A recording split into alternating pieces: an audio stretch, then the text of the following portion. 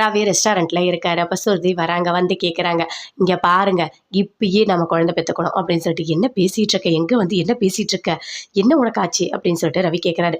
அதெல்லாம் எனக்கு தெரியாது, நான் ஒரு டப்பிங் பேசினேன், எனக்கு இப்பயே குழந்தை வேணும் அப்படின்னு சொல்கிறாங்க. அதாவது ஒரு மேனேஜர் கேட்டுகிட்டே இருக்காரு. கேட்டுக்கிட்ட வந்து பேசுகிறாரு, என்ன ஆச்சு ரவி அப்படின்னு சொல்லிட்டு. இல்லை, இவருக்கு ஒரு ஹாஃப் டே லீவ் தாங்க, நாங்கள் வீட்டுக்கு போகணும் அப்படின்னு சொல்லிட்டு சுருதி சொல்கிறாங்க. என்ன எல்லாம் ஸ்பீடாக நடக்கணும்னு சொல்கிறாங்க, அப்படி நடக்குமா என்ன அப்படின்னு சொல்லிட்டு மேனேஜர் சொல்கிறார். சுருதி நீ வீட்டுக்கு போ, நான் வரேன் போ அப்படின்னு சொல்லிட்டு ரவி சொல்லி சுருதியை அனுப்பி விடுறாரு. ரவி பயங்கரமாக ஃபீல் பண்ணிட்டு இருக்காரு.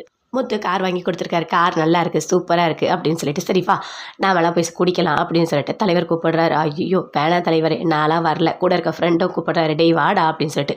வேணாம், எனக்கு பகலில் குடிக்கிற பழக்கமே கிடையாது, அதுவும் நான் வேற வண்டி ஓட்டணும், நான்லாம் குடிக்க வரல, நீங்கள் போங்க அப்படின்னு சொல்கிறாரு.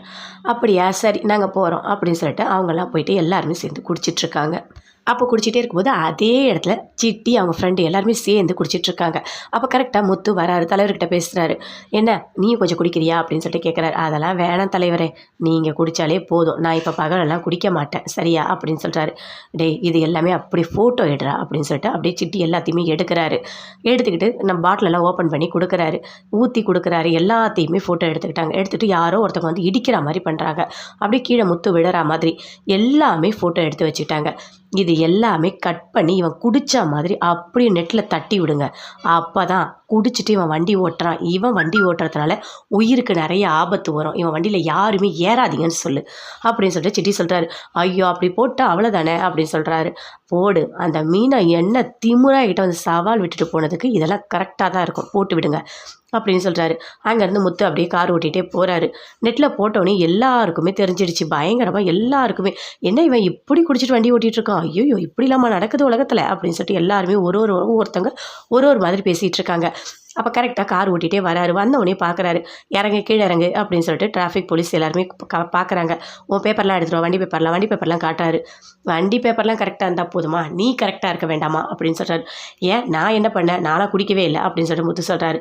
நீ குடிக்கலையா, இங்கே பாரு உன்னை பற்றி என்ன போட்டிருக்காங்கன்னு பாரு அப்படின்னு சொல்லிட்டு ஃபோனை காட்டுறாரு. ஐயோ நான் குடிக்கவே இல்லை, நான் சும்மா ஓப்பன் தான் பண்ணி கொடுத்தேன் அப்படின்னு முத்து சொல்கிறாரு.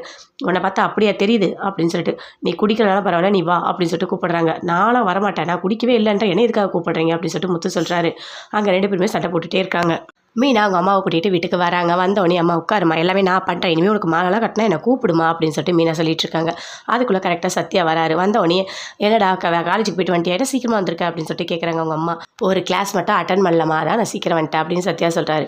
சரி என்னது இது அப்படின்னு சொல்லிட்டு கேட்குறாங்க. பார்த்தீங்களா உங்கள் வீட்டுக்காரர் என்ன பண்ணுறாரு அப்படின்னு சொல்லிட்டு காட்டுறாரு. என்னது என்ன ஆச்சு காட்டு அப்படின்னு சொல்லிட்டு மீனா பார்க்குறாங்க. ஃபுல்லாக குடிச்சிருக்காரு, குடிச்சிட்டு வண்டி வேற ஓட்டுறாரு, அதை வேற நெட்டில் வேற போட்டிருக்காங்க, எவ்வளோ பெரிய அசிங்கம் அப்படின்னு சொல்லிட்டு சத்யா சொல்கிறாரு. என் வீட்டுக்காரர் இதெல்லாம் பண்ண மாட்டார், எப்படி ஆமாம் மாப்பிள்ளை மாதிரி தான் இருக்குது அப்படின்னு சொல்லிட்டு மீனாவோட அம்மா, வீட்டில் இருக்க சீதா எல்லாருமே சேர்ந்து பார்க்குறாங்க. பயங்கரமாக டென்ஷன் ஆகுறாங்க. ஐயோ என்ன இது நடந்திருக்கு, உன் வீட்டுக்கார் பார்த்தியா எப்படி குடிக்கிறாருன்னு பார்த்தியா அப்படின்னு சொல்லிட்டு மீனா கேட்குறாங்க. சரி இது புது ஃபோன் மாதிரி இருக்குது, ஏது உனக்கு அப்படின்னு மீனா கேட்குறாங்க.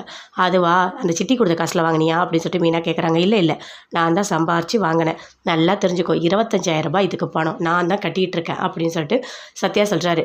நான் வந்து ஒர்க் பண்ணுறேன், அதனால் அவன் காசு தரான், அவ்வளோதான், உங்கள் வீட்டுக்கார பாரு என்ன பண்ணிச்சுக்கிற, போய் வீட்டில் போய் கேள்வி போ அப்படின்னு சொல்லிட்டு சத்யா பயங்கரமாக கோவப்படுத்துறாரு மீனாவை.